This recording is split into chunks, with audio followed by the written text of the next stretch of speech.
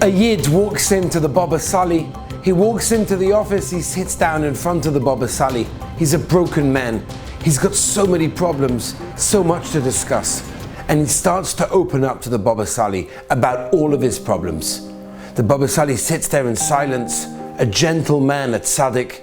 And eventually when the man finishes his tales of woe, the Baba Sali looks up and starts to respond to this person. In the middle of his response, the door starts to open. The Baba Sali peers up. Who opened the door? It was his son. And all of a sudden, completely out of character, the Baba Sali started screaming.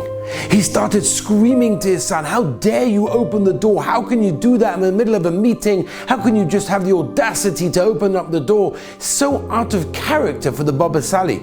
No one could understand what was happening. And then the Baba Sali stopped and he said, I'll tell you why you opened the door. Because you're my son and I'm your father.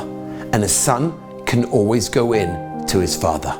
He then turns to the man sitting in front of his desk and he says, "My dear Yid, you are a child of the Rabbi Shalom.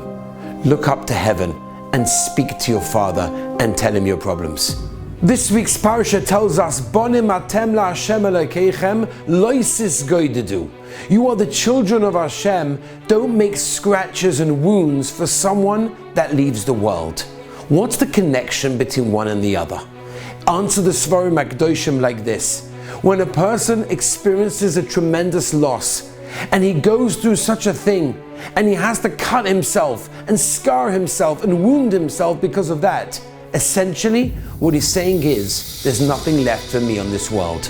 A person has to stop and realize, Bonim atem la Hashem Elokeichem.